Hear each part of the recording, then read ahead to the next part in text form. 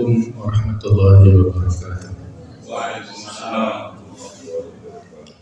Alhamdulillahi wa kafa, wassalatu wassalamu ala nabiyil mustafa wa man sara ala nahjihi waqtiqtafa wa ba'd. Para jamaah, Ustaz rahmatullah, marilah kita lanjutkan kajian tafsir yang kita sekarang insyaallah akan membahas surah Al-Munafiqun yang kemungkinan kita pada saat ini baru pengantar ya. Di dalam Al-Quran Allah Ta'ala menjelaskan kepada kita tentang jenis-jenis manusia. Kalau di awal surah Al-Baqarah ada 3 jenis manusia, yaitu al-mu'minun atau al-muttaqun, yang dibahas di ayat kedua sampai dengan kelima di surah Al-Baqarah. Jadi ada 4 ayat yang disampaikan di situ tentang orang-orang yang bertakwa. Sedangkan ayat 6 dan 7-nya adalah bercerita tentang orang-orang kafir, 2 ayat. Adapun cerita tentang orang-orang munafik di awal-awal Al-Baqarah itu sampai dengan 13 ayat. Ya, ayat yang ke-8 sampai ayat ke-20.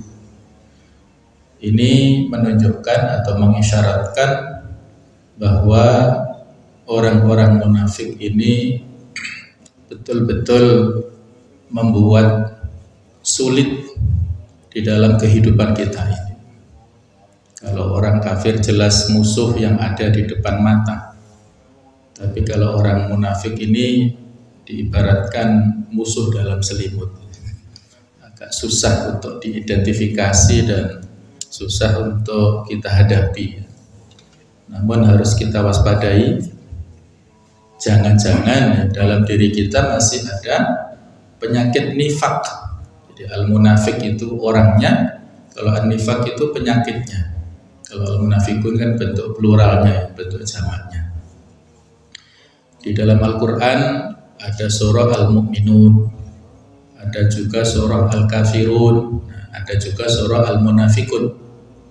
Jadi ini karena sudah menjadi nama sebuah surat, maka walaupun kalau di sisi pendekatan nahwunya dia menjadi mudhof ilaih, tetapi di sini dirofakkan ya, ada wawu nunnya itu sebagai nama dari surat, bukan surah Al-Munafikin tetapi surah Al-Munafikun. Sama juga surah Al-Mu'minun, surah Al-Kafirun juga ya. Nah, jamaah sekalian rahmatullah, tentang surah Al-Munafikun ini,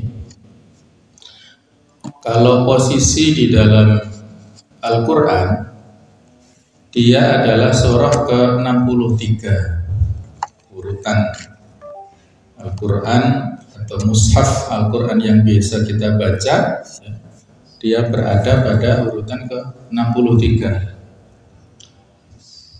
terdiri dari 11 ayat dan 180 kalimah.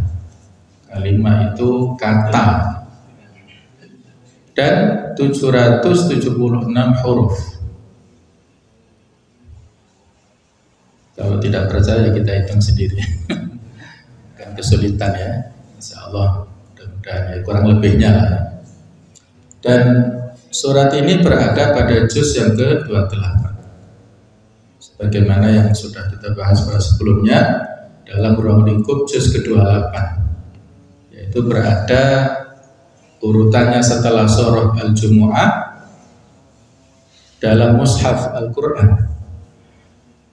Dan surah ini termasuk dalam kategori surah Madaniyah yang diturunkan pada periode Madinah. Dan kalau diurutkan dari sisi periode turunnya, maka sebagian ulama mengatakan surah ini berada pada urutan ke-104 diturunkannya setelah surah As-Saff. Itu uniknya ya. Jadi kalau urutan mushaf penulisannya ke-63, sedangkan dari sisi periodisasi turunnya, sejarahnya, maka ini pada posisi tahap yang ke-104 setelah surah As-Saff. Dan surah Al-Munafiqun ini, jamaah sekalian, diturunkan dalam perjalanan saat Nabi Muhammad SAW pulang dari perkampungan Bani Mustalik ke kota Madinah. Jadi Mustalik itu adalah julukan dari seorang tokoh dari Bani Khuza'ah. Dan pada saat kabilah-kabilah di sekitar Madinah mendengar kekalahan kaum muslimin pada perang Uhud, maka kabilah-kabilah yang sebelumnya memiliki ya semacam penghormatan kepada kaum muslimin yang ada di Madinah, yang akan tunduk ke pemerintah Madinah, itu ada gejala-gejala membangkang dan akan melakukan perlawanan, termasuk diantaranya Bani Mustalik. Oleh karena itulah Rasulullah SAW melakukan klarifikasi atau tabayyun. Beliau mengirim sahabat untuk memperjelas kondisi keadaan dari Bani Mustalik. Apakah betul mereka itu akan melakukan perlawanan dan akan menyerang Madinah?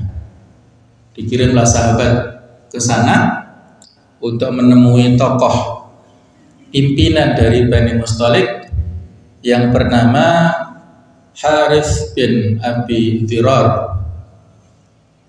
Dan ternyata betul ada gejala-gejala mereka akan melawan, melakukan peperangan menyerbu ke kota Madinah. Akhirnya pulanglah sahabat ini untuk melaporkan apa yang beliau dapatkan, disampaikan kepada Rasulullah SAW.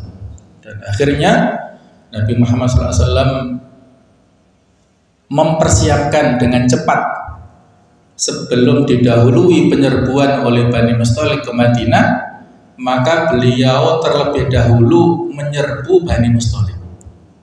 Dan ternyata ini efektif. Mereka tidak siap perang. Jadi diceritakan Nabi menyerbu ke perkampungan Bani Mustalik ini pada malam kedua bulan Sya'ban di tahun ke-5 Hijriah. Ada yang mengatakan tahun 6, tetapi yang lebih valid sepertinya pada tahun ke-5 Hijriah. Jadi mereka kocar-kacir, tidak siap perang. Di antara orang-orang Bani Mustalik, laki-laki yang terbunuh itu sekitar 10 orang. Sedangkan wanita dan anak-anak menjadi tawanan. Di samping juga ya ada ghanimah dan lain-lain. Nah, itulah sekilas tentang peperangan Bani Mustalik. Dan di kalangan pasukan kaum muslimin tidak ada satupun yang terbunuh oleh orang-orang Bani Mustalik. Hanya ada satu orang yang gugur, dibunuh oleh temannya sendiri gara-gara salah paham, ya, dikira dia itu musuh, ternyata teman sendiri. Nah, itulah ya salah satu sahabat yang gugur di peperangan Bani Mustalik ini. Nah, jemaah sekalian, di antara dampak ataupun efek daripada peperangan Bani Mustalik ini pada saat perjalanan pulang ke Madinah dan pada saat nantinya sampai, ceritakan pada saat sampai dulu nanti, karena yang pada saat pertengahan itu ada kisah yang kaitannya dengan surat kita ini. Nah, pada saat kaum muslimin sampai di Madinah, ada tawanan-tawanan dari Bani Mustalik, ada para wanita dan anak-anak. Di antara tawanan para wanita itu, ada seorang wanita yang diberikan ketika tawanan perang dari perempuan itu ya, itu diberikan kepada salah satu sahabat, ya dibagi kepada mereka ya, untuk menjadi budak. Nah, di situ ada bagian yang seharusnya diberikan kepada Thabit bin Qais. Wanita ini bernama Juwairiyah. Beliau adalah seorang putri dari pimpinannya Bani Mustalik. Jadi Juwairiyah bintil Harith bin Abi Dhirah. Nah, akhirnya Juwairiyah memohon supaya diizinkan menebus dirinya, ya tidak mau menjadi budaknya bagian daripada Thabit bin Qais tersebut, sehingga minta supaya dirinya dibebaskan, dia akan menebus dirinya. Oleh karena itulah Juwairiyah ini ingin menghadap kepada Rasulullah SAW, dan dalam riwayat diceritakan oleh Aisyah bahwa Juwairiyah ini seorang wanita yang manis di kalangan kaumnya. Siapapun laki-laki yang melihatnya maka akan tertarik. Nah, ketika itulah Juwairiyah berada di depan kamar Rasulullah SAW dan minta izin untuk masuk. Diizinkan masuk dan mengatakan, wahai Rasulullah, saya ini putri dari Al-Harith pimpinan Bani Mustalik, nama saya Juwairiyah. Saya akan menebus diri saya. Kata Rasulullah, wahai Juwairiyah, maukah engkau aku berikan tawaran yang lebih mulia dari itu? Apa itu Rasulullah? Aku akan menebusmu, membayar hutangmu, dan aku akan menikahimu. Nah, akhirnya Juwairiyah mau menerima tawaran itu, sehingga Juwairiyah pada akhirnya menjadi istri Rasulullah SAW, dan dengan pernikahan itulah ada sekitar kurang lebih 100 tawanan yang sebelumnya mereka akan menjadi budak kaum muslimin, akhirnya dibebaskan secara bersama-sama. Karena ketika Juwairiyah sebagai putri pimpinan menjadi bagian dari kaum muslimin, bahkan menjadi istri Rasulullah, otomatis kan ada semacam ikatan hubungan ya, hubungan keluarga besar ya, dari dua kabilah yang ada di Madinah, maksudnya kaum muslimin Ansor dan Muhajirin di Madinah bersama dengan kabilah Bani Mustalik itu. Sehingga tidak pantas kalau ada perbudakan maka dibebaskan secara rame-rame. Sehingga Aisyah mengatakan bahwa masuk Islamnya Juwairiyah dan menjadi istri Rasulullah itu menjadi keberkahan bagi kaumnya. Itu kurang lebih kisah setelah perang Bani Mustalik. Nah, adapun kaitannya dengan surah Al-Munafikun ini adalah dalam perjalanan kita mundur sedikit ya, ada insiden debat mulut antara dua orang yang masing-masing saling emosi dan saling mendorong-dorong, sehingga masing-masing ini memanggil kabilah kaum muslimin. Yang satu mengatakan, wahai orang-orang Ansor, tolonglah aku. Yang satu mengatakan, wahai orang-orang Muhajirin, tolonglah aku. Yang masing-masing berusaha untuk meminta tolong kepada orang-orang Ansor, kaum muslimin yang asli dari Madinah. Dan yang satu minta tolong kepada orang-orang Muhajirin yang mereka adalah pendatang dari Mekah. Akhirnya ada salah satu tokoh yang nantinya akan kita bahas ya, yaitu Abdullah bin Ubay bin Salul, yang marah dan memprovokasi kepada kaum muslimin. Jadi dia marah dengan kondisi itu, dan di antara statementnya bahwa kita ini menghidupi orang-orang yang istrinya yang berbahaya dan mengatakan seperti senjata makan tuan. Maksudnya begini ya, jadi kita yang asli dari Madinah, karena Abdullah bin Ubay bin Salul ini ya semacam kepala suku Bani Khazraj, suku Khazraj yang mereka asli dari Madinah. Jadi sudah akan dilantik atau diposisikan menjadi ya semacam kepala daerahnya lah di Madinah ya sebelum kedatangan Nabi dan para sahabat. Sehingga pada saat Nabi dan sahabat datang ke Madinah, posisi itu tidak didapatkan. Jadi ada semacam penyakit hasad dalam dirinya, ya, ketamakan yang belum teralokasikan. Maka tidak ada pilihan lain karena penduduk Madinah banyak yang mengikuti agama Islam. Kalau dia tetap dalam agama sebelumnya, yaitu agama Yahudi, maka dia tidak akan mendapat posisi. Tapi kalau dia pura-pura masuk Islam, maka dia bisa bebas dengan Rasulullah, bebas keluar masuk Masjid Nabawi, bebas untuk mempengaruhi para sahabat dari dalam. Nah, itulah strategi dari Abdullah bin Ubay. Jadi intinya dia memprovokasi kepada kaum muslimin dan ada kalimat-kalimat yang akhirnya diabadikan nanti dalam surah Al-Munafikun. Di antaranya yaitu yang menjadi latar belakang turunnya ayat yang ke-8. Yaquluna la irja'na ilal madinati la yukhrijannal a'azzu minhal adzal. Mereka berkata, kalau seandainya kita pulang ke Madinah, maka niscaya orang yang kuat akan mengusir orang yang lemah. Jadi maksudnya dia dalam persepsi dirinya ya, tapi dia mengatakan dengan kata-kata kiasan ya. Yang diinginkan oleh Abdullah bin Ubay, al-a'azzu, orang yang kuat itu dirinya dan kelompoknya, sedangkan orang yang lemah itu adalah kaum muslimin. Nah, jadi itu kalimat-kalimat provokasi lah dari Abdullah bin Ubay kepada kelompok-kelompoknya itu.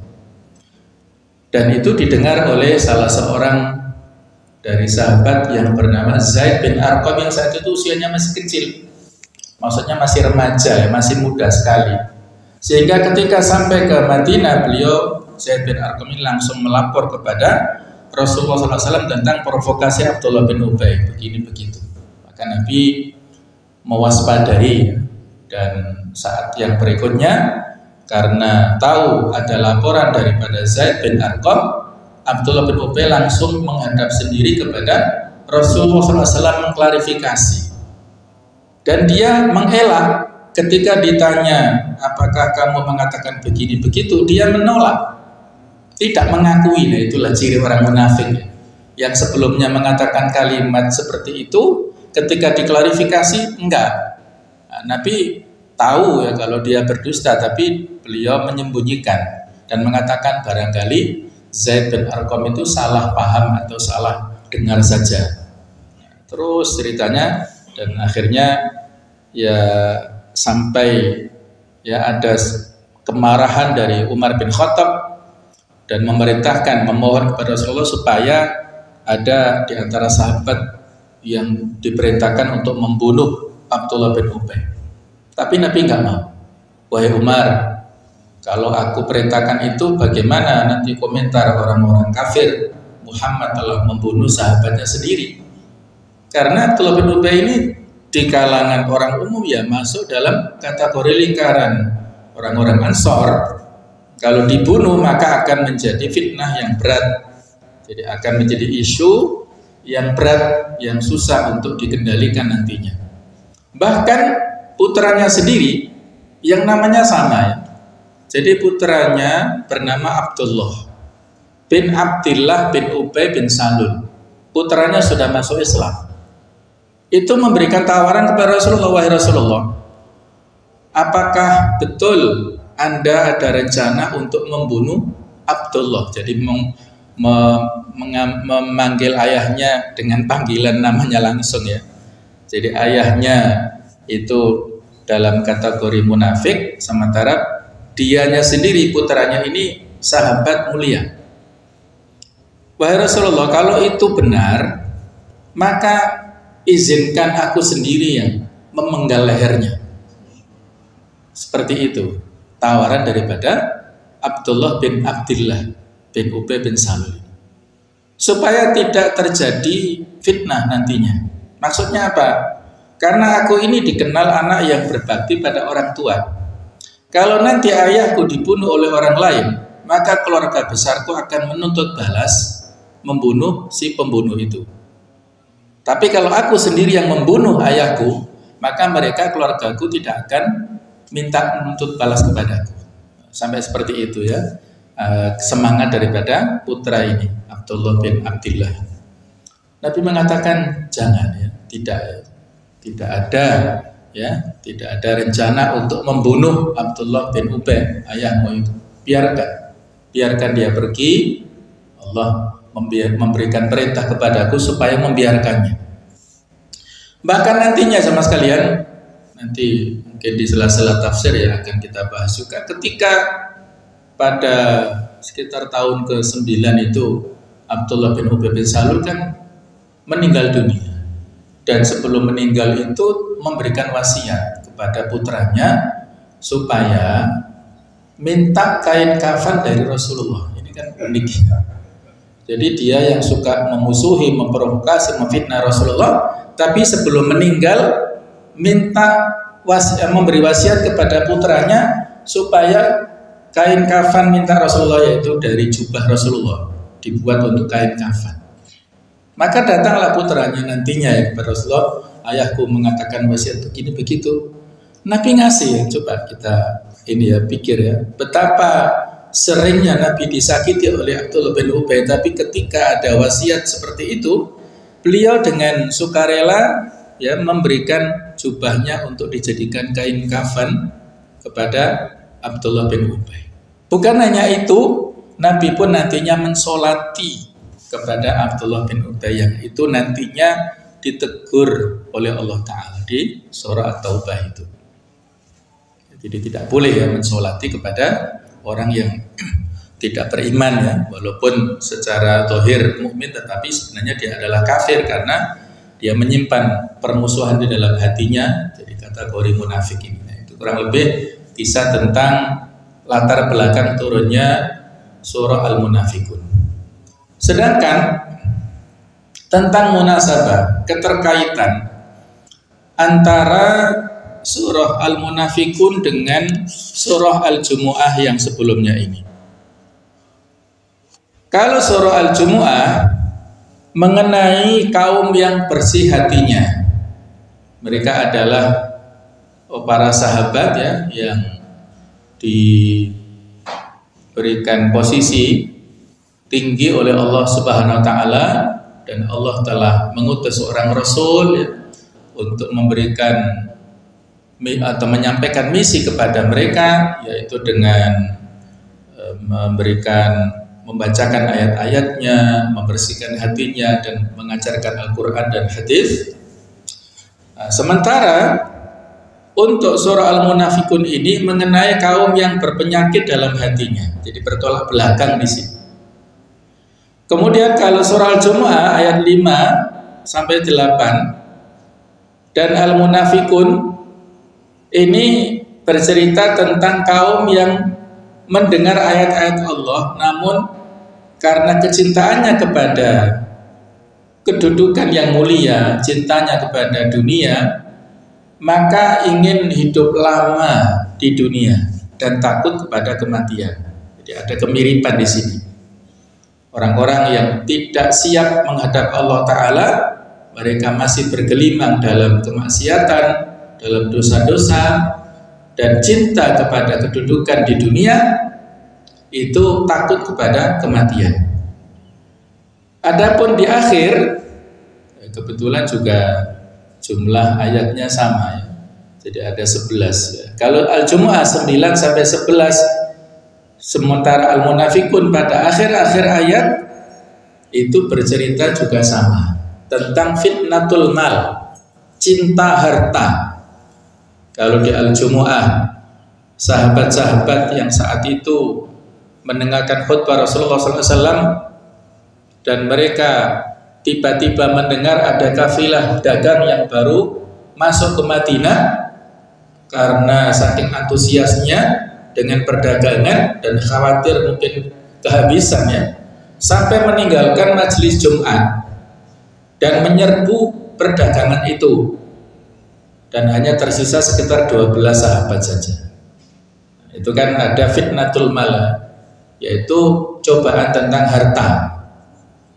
Maka ditegur oleh Allah Ta'ala di akhir al-Jumu'ah itu ya, wa tarakuka qa'imah qul ma indallahi khairum minallah wa minatijarah. Ketika mereka meninggalkanmu berkhutbah sendirian berdiri, maka katakanlah ma indallahi khairum minallahi wa minatijarah, apa yang ada di sisi Allah lebih baik daripada permainan dan juga perdagangan. Wallahu khairur razikin, dan Allah Maha pemberi rezeki yang terbaik. Jadi itu akhir al-Jumu'ah. Sedangkan di akhir al-Munafikun juga sama. Wa anfiqu mimma razaqnakum, infakkanlah dari apa yang Allah Ta'ala berikan rezeki kepada kalian, min qabli ayyati ahadakumul maut, sebelum datang kematian kepada kalian. Ila akhirihah ya. Jadi itu ada keterkaitan antara dua surat ini. Jemaah sekalian, di antara fadilah ataupun kemuliaan surat ini, bahwa surat ini menjadi kebiasaan Rasulullah SAW dibacakan dalam sholat-sholat beliau, khususnya di sini sholat Jumat ya. Jadi ada cerita dari Ubaidillah bin Abi Rafiq, bahwasanya beliau mengatakan sholat bin Abu Hurairah yaumul Jumu'ah. Satu saat kami pernah sholat di belakang Abu Hurairah pada sholat Jumat. Faqara'a bi suratil Jumu'ah, maka beliau membaca pada rakaat pertama surah Al-Jumu'ah. Wa fi rakaatil akhirah, dan pada rakaat yang kedua membaca idza ja'akal munafiqun, yaitu surah Al-Munafiqun. Qala fa atraktu Abu Hurairah hina insarafa, aku berjumpa dengan Abu Hurairah selepas selesai salat. Faqultu lahu, maka aku katakan kepadanya, aku bertanya kepadanya, innaka qara'ta bi surataini kana Aliun radhiyallahu anhu yaqra'u bihima bil Kufah, yang mana Ali bin Abi Thalib juga membaca kedua surat tersebut pada saat di Kufah. Maka qala Abu Hurairah menyampaikan, fa inni sami'tu Rasulullah sallallahu alaihi wasallam yaqra'u bihima yaumil Jumu'ah. Aku pernah mendengar Rasulullah sallallahu alaihi wasallam membaca kedua surat ini pada hari Jumat. Hadis riwayat Abu Dawud, hadis sahih. Ya lumayan ya, dua surat ini masing-masing 11, berarti 22, dan bacaan Nabi bacaan yang murattal ya, bacaan yang tartil, yang panjang ya. Para sahabat sudah terbiasa dengan sholat yang panjang. Kalau kita sholat Jumat kepanjangan nanti makmumnya geruntel ya. Sudah mau kembali ke kantornya, sudah mau makan siang, macam-macam ya. Sehingga itulah kondisi yang berbeda antara kita dengan dulu ya. Jamaah sekalian, tentang tema pembahasan di surah Al-Munafikun ini, paling tidak ada 3 pembahasan ya, ataupun 3 paragraf. Ayat 1 sampai 4 bercerita tentang orang munafik di hadapan Rasulullah ya, jadi ingin mengharap pujian ya, ingin pamrih dari beliau. Sedangkan ayat 5 sampai 8 cerita tentang munafik di belakang Rasulullah. Apa yang ditampilkan di hadapan beliau dengan yang di belakang berbeda. Itulah ciri penyakit nifak ya. Atau dalam bahasa yang kekinian disebut penyakit hipokrit. Nah, itu sama ya, maksudnya sama, penyakit nifak. Orang yang bermuka dua antara lahir dan batin tidak sama. Lahirnya seolah-olah baik, batinnya buruk. Lahirnya seolah-olah muslim, batinnya kafir. Kemudian paragraf ketiga ayat 9-11 peringatan untuk kaum mukmin pada bahaya nifak ini dan juga tentang fitnah harta atau dunia. Berikutnya jamaah sekalian, tentang pembahasan awal dan akhir di surah Al-Munafikun ini. Pada awal surah mengenai tanda-tanda yang membolehkan kepada kita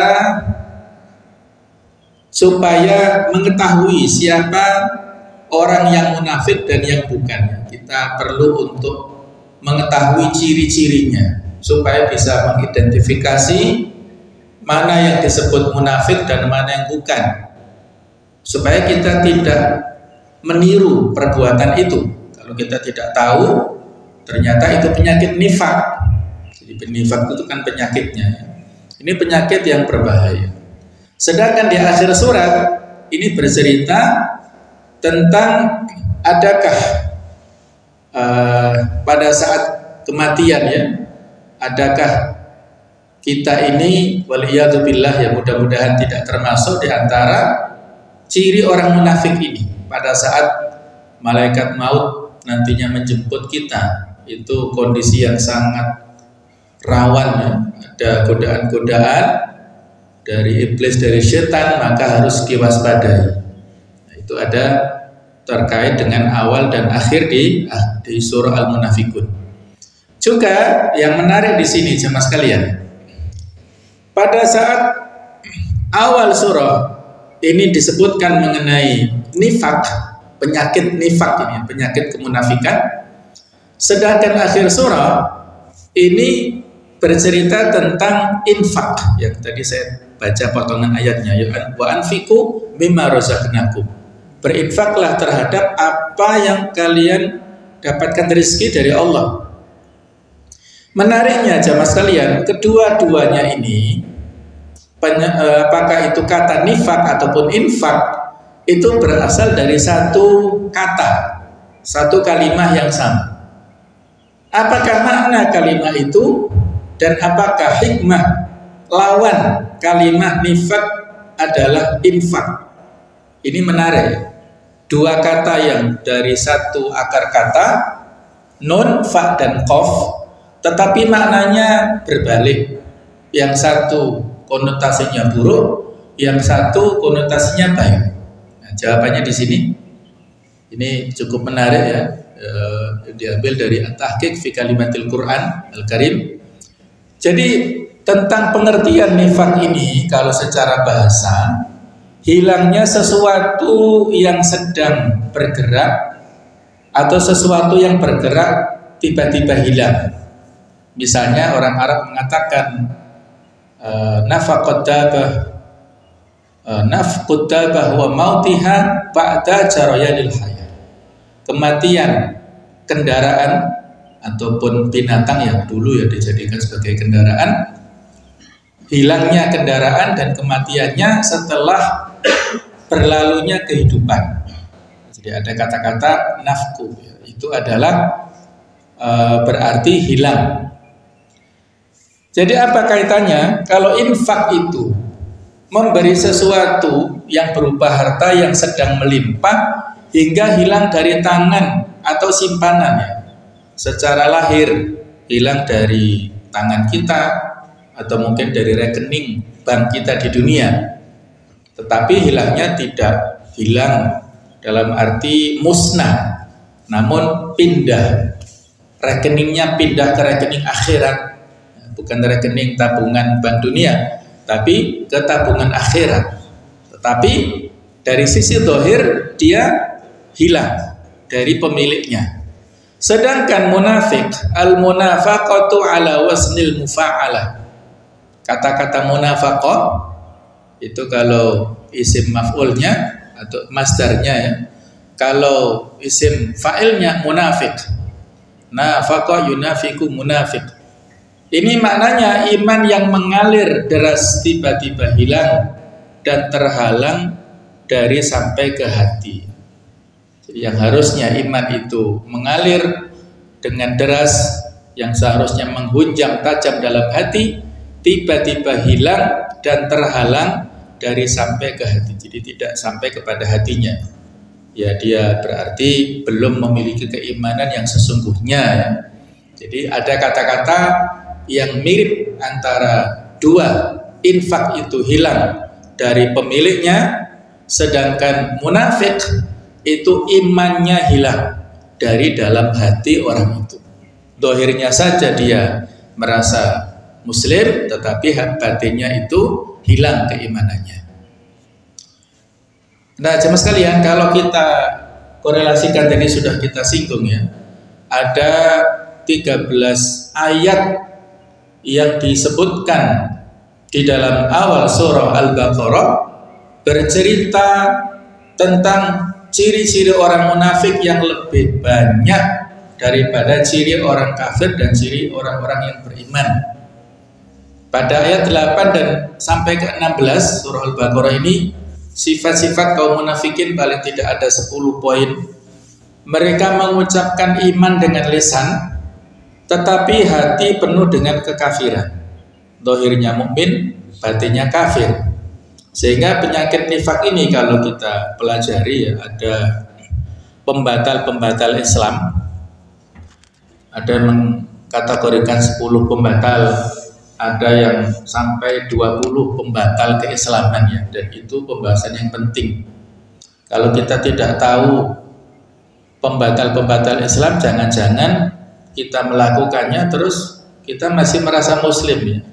Itu kan seperti orang yang sholat tetapi tidak tahu pembatal sholat itu apa ya. Ngapunten misalnya ya, kan sholat kaitannya dengan wudhu ya. Ada orang sholat yang buang angin, tapi mungkin dia masih mu'alaf misalnya ya, nggak paham kalau buang angin itu membatalkan wudhu dan sholatnya, tapi dia teruskan sampai salam. Kira-kira sholatnya diterima atau ditolak? Ditolak ya, sholatnya nggak sah. Nah, kurang lebih kan begitu ya. Kita merasa muslim dari lahir sampai sekarang ini, usia berapapun kita, tapi ternyata dalam kehidupan kita melakukan pembatal-pembatal keislaman tanpa kita fahami. Kan bahaya. Tadi ada 10, ada juga yang mengidentifikasi 20, tapi kalau kita ringkas 4 saja. Pembatal Islam itu ada 4 poin. Yang pertama yaitu ar-riddah, murtad. Kalau dia muslim tapi keluar, itu ar-riddah. Yang kedua asyirku, yaitu syirik, menyekutukan Allah.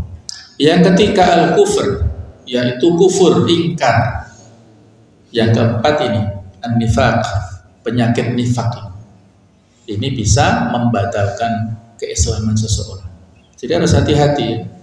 Jangan sampai kita murtad, jangan sampai musyrik, jangan sampai kafir, jangan sampai munafik. Nah, itulah. Nah, jadi harus diwaspadai.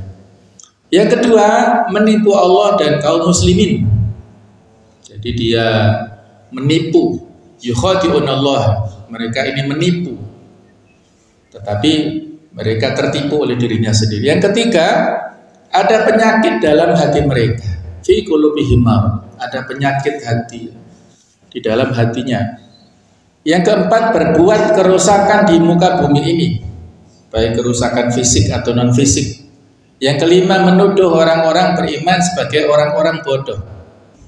Barangkali dituduh sebagai orang yang konservatif, orang kuno, atau desit, atau misalnya tidak berperadaban ya, sementara dirinya yang lebih baik. Nah, itu hati-hati.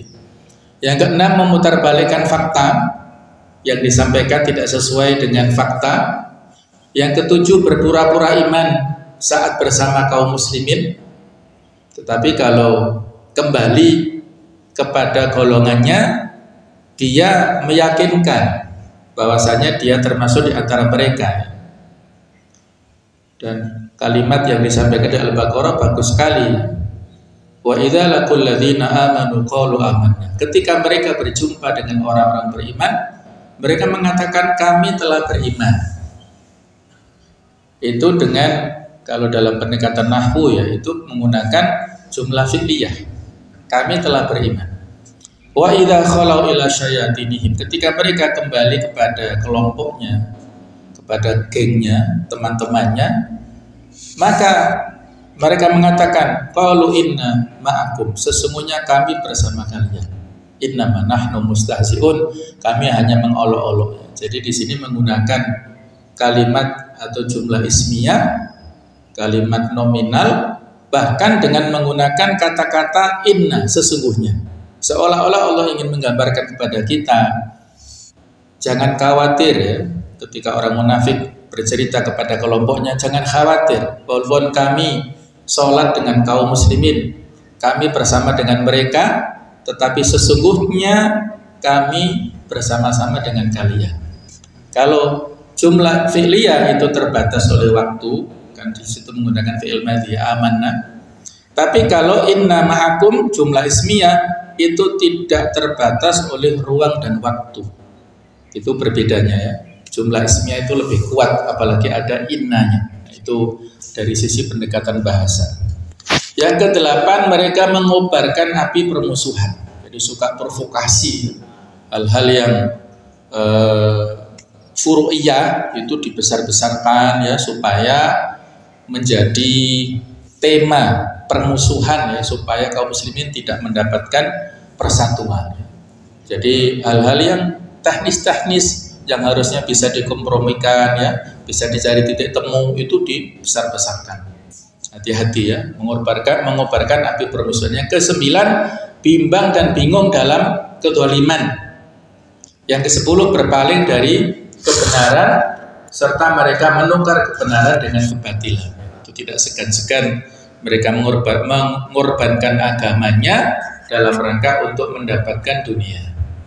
Dalam Al-Quran, jamaah sekalian, banyak sekali ayat-ayat yang mengandung ancaman Allah Ta'ala kepada kaum munafikin. Misalnya di surah An-Nisa ayat 145, innal munafiqina fit tarkil asfali minan nar wa lan tajida lahum nasira.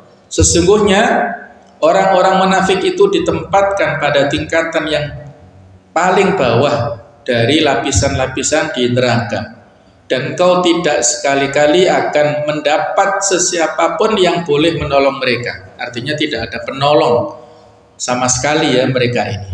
Ini ancaman Allah yang berat ya.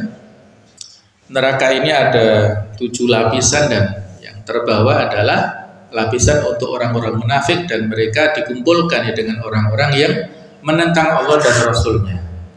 Kemudian juga di surah An-Nisa 142, innal munafiqina yukhadi'una Allah. Sesungguhnya orang-orang munafik melakukan tipu daya terhadap agama Allah. Wa huwa khadi'uhum. Ya, mereka menipu Allah dengan perbuatan pura-pura beriman, ya, sedang mereka kafir pada batinnya, dan Allah pula tetap membalas tipu daya mereka dengan membiarkan mereka dalam keadaan munafik. Wa idza qamu ila sholati qamu kusala.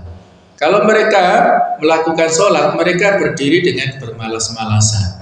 Yura'unan nas. Mereka berharap supaya dilihat oleh orang lain dan mendapat pujiannya, jadi riya. Wala yadhkurunallaha illa qalila. Dan mereka tidak mengingat, tidak zikir kepada Allah kecuali sedikit saja, jarang-jarang. Hati-hati dengan ciri-ciri seperti ini. Nah, ini ada pengertian nifak, kemunafikan, jenis-jenis dan perbedaannya. Kemunafikan adalah menyembunyikan kebatilan dan menampakkan kebaikan. Ini definisi secara umum. Kemunafikan adalah penyakit hati yang berbahaya, yang digambarkan di surah Al-Baqarah ayat yang ke-10, fi qulubihim marad fazadahumullahu marada. Dalam hati mereka ada penyakit, lalu ditambah oleh Allah penyakitnya, dan bagi mereka siksa yang pedih disebabkan mereka berdusta. Ada 2 jenis kemunafikan, yaitu yang pertama yang disebut dengan nifak akbar, kemunafikan yang besar, yang tadi saya sebut nifak yang bisa membatalkan keislaman. Ini dalam kategori nifak akbar, munafik yang berat atau yang besar ya. Kemudian yang kedua nifaq asghar, kemunafikan yang kecil. Apa yang dimaksud kemunafikan yang besar akbar itu? Yang disebut juga dengan nifaq i'tiqadi, kemunafikan secara keyakinan atau secara akidah, adalah menyembunyikan kekufuran dan menampakkan keislaman. Kemunafikan ini mengeluarkan pelakunya dari Islam. Jadi yang kita ceritakan Abdullah bin Ubay dan teman-temannya, mereka nifaq i'tiqadi. Sedangkan nifaq asghar, kemunafikan kecil, yang disebut pula nifaq amali, ya dalam bentuk amalan, adalah menampakkan lahiriah yang baik dan menyembunyikan kebalikannya. Jadi tidak sampai perbandingannya antara iman dohir, kufur batin ya. Tetapi nifaq amali itu baik dohir, buruk batin. Tidak sampai kepada iman dan kufur. Ibnu Rajab Al-Hambali berkata, kesimpulannya kemunafikan asghar semuanya kembali kepada berbedanya seseorang ketika sedang sendiri dan ketika terlihat bersama orang lain, sebagaimana dikatakan oleh Al-Hasan Al-Basri rahimahullah. Hati-hati ya. Jadi ini peringatan ya, kalimat yang sangat bagus dari Hasan Al-Basri yang disitir oleh Ibnu Rajab di sini ya. Jadi intinya harus kita evaluasi pada diri kita, bagaimana kondisi kita saat bersama-sama dan saat sendirian. Kalau kita bersama dengan kaum muslimin nampak baik, dan ketika kita sendirian tidak malu dan tidak segan-segan melakukan keburukan, hati-hati.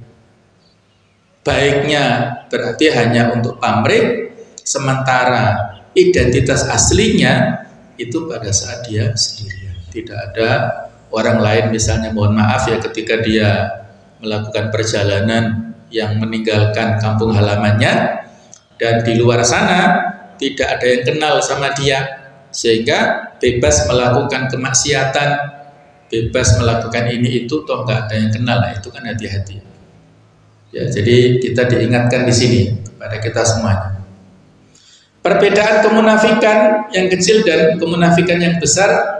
Di antara perbedaan antara keduanya adalah, yang pertama, kemunafikan akbar itu pelakunya keluar dari Islam. Adapun kemunafikan asghar tidak mengeluarkan dari Islam. Dia masih muslim, tapi ya muslim yang kurang ya, yang berkurang keimanannya, atau bisa disebut fasik. Yang kedua, kemunafikan akbar tidak mungkin bersatu dengan keimanan. Adapun kemunafikan asghar mungkin ada pada seorang yang beriman. Yang ketiga, kemunafikan akbar pelakunya kekal di neraka, sedangkan kemunafikan asghar pelakunya tidak kekal di neraka. Dia dihisab, diperhitungkan oleh Allah Ta'ala pada saat di akhirat nanti, ketika amal-amal buruknya lebih berat, maka dimasukkan dulu ke neraka, mempertanggungjawabkan perbuatan buruknya. Baru ketika habis dipindah ke surga. Jadi dia masih ahlul tauhid ya, ahlul iman. Kami akan sebutkan beberapa sifat kemunafikan amali yang telah disebutkan oleh Rasulullah SAW, karena kemunafikan amali inilah yang kadang dianggap remeh oleh sebagian kaum muslimin. Padahal kemunafikan amali sangatlah fatal akibatnya jika terus dilakukan oleh seseorang. Rasulullah bersabda, ayatul munafik salas, tanda-tanda orang munafik itu 3. Idza haddatsa kadzdzaba, apabila dia bicara dia berdusta, wa idza tumina khana, kalau diberi amanah dia berkhianat, wa idza wa'ada akhlafa, kalau dia berjanji maka dia mengingkari, menyelisihi, jadi tidak ingkar janji. Kemudian disempurnakan lagi oleh hadis yang lain, arbaun man kana fihi kana munafiqan mahdhon ya, atau khalisan. Jadi ada 4 perkara, barang siapa yang ada pada dirinya keempat perkara tersebut, maka ia munafik tulen. Berarti dalam tanda kutip di sini ya, munafik tulen, munafik amali.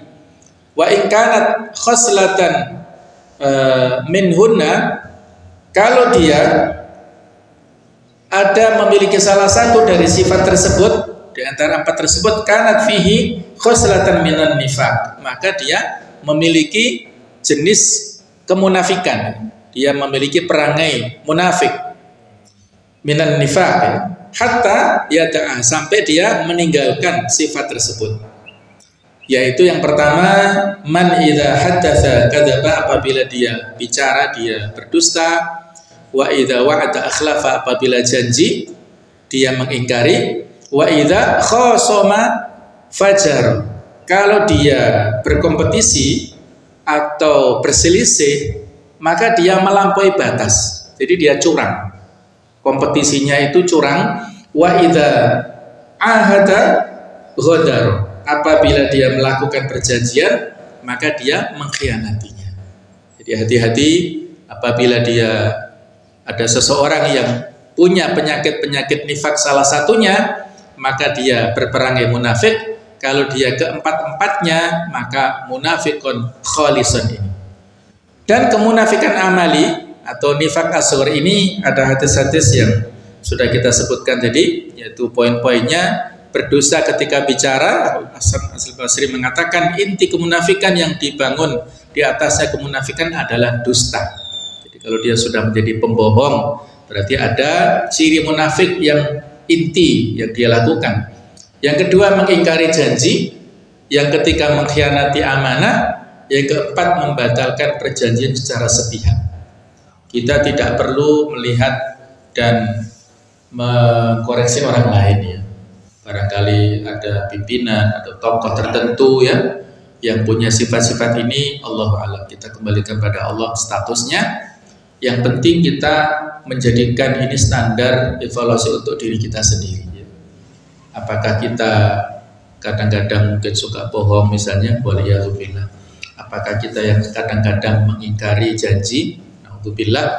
Apakah kadang-kadang kita mengkhianati amanah, menjadi pejabat-pejabat tertentu ya, dari tingkat RT sampai yang setinggi-tingginya, tapi tidak amanah. Itu berarti dia ada benih kemunafikan, ataukah dia membatalkan perjanjian secara sepihak.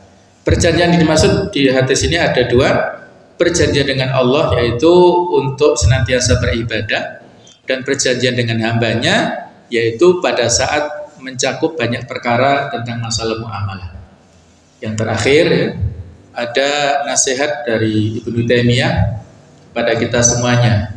Sebagian orang mengira kemunafikan hanyalah ada di zaman Rasulullah saja. Tidak ada kemunafikan setelah zaman beliau. Ini adalah prasangka yang salah. Hudzaifah radhiyallahu anhu berkata, kemunafikan pada zaman ini lebih dahsyat dari kemunafikan di zaman Rasulullah. Padahal Hudzaifah juga sahabat ya. Jadi ketika Rasulullah sudah meninggal, terjadinya kemunafikan lebih besar, apalagi saat ini lebih berat lagi. Mereka berkata, bagaimana bisa demikian? Maka beliau menjawab, orang-orang munafik di zaman Rasulullah SAW menyembunyikan kemunafikannya. Adapun sekarang mereka berani menampakkan kemunafikan mereka. Nah, itu ya. Jadi kalau pada zaman Rasulullah masih menyembunyikan identitas kemunafikannya, tetapi saat ini banyak yang sudah tidak malu-malu lagi untuk menampakkan penyakit nifaknya. Walaupun tidak diproklamasikan, tidak ada yang mengatakan saya munafik, nggak ada ya.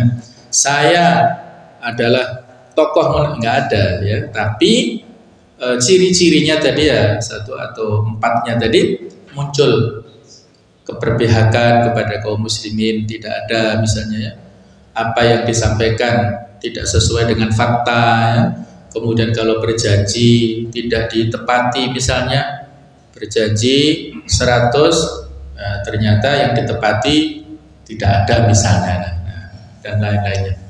Demikianlah teman sekalian, mudah-mudahan Allah Ta'ala senantiasa menjaga hati kita semuanya dari penyakit nifak, ya, menjauhkan kita semuanya dari penyakit nifak, membersihkannya dari segala macam penyakit hati, dan mudah-mudahan iman kita senantiasa terus kita jaga sampai akhir hayat kita mendapatkan husnul khotimah. Amin ya rabbal alamin. Mohon maaf kalau ada kekhilafan. Subhanakallahumma wa bihamdik asyhadu an la ilaha illa anta astaghfiruka wa atubu ilaik. Wassalamualaikum warahmatullahi wabarakatuh.